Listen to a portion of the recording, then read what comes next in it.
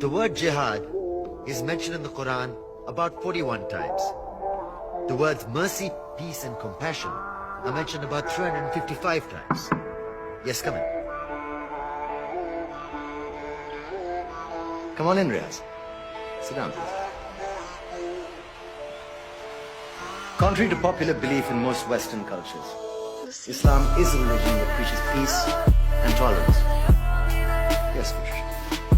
If Islam truly is a religion that preaches peace, then how come the world's most troubled spots, the West Bank, Afghanistan, Pakistan, Iraq, they're all plagued with Islamic terrorism? That depends on your definition of terrorism.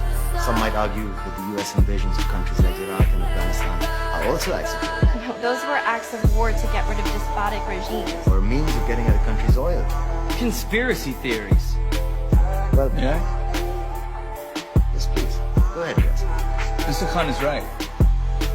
I mean, if we're talking about terrorists, the world's biggest terrorists are the white superpowers. Come on now. No, really, stop and think about it. Explain 9/11. Okay. Do you know how many people died in the Twin Towers strike? Around 3,000. And do you have any idea how many people died in the bombing of Afghanistan? Take a wild guess. More than 15,000 people died. And that's just conservative figures. About 50,000 tons of explosives were dropped on innocent civilians. Men, women, children.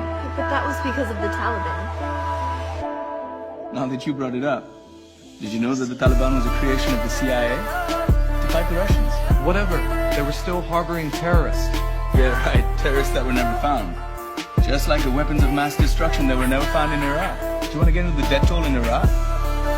500,000 civilians and counting. And what do Britain and America say when they don't find these weapons? It's simple. They just say sorry.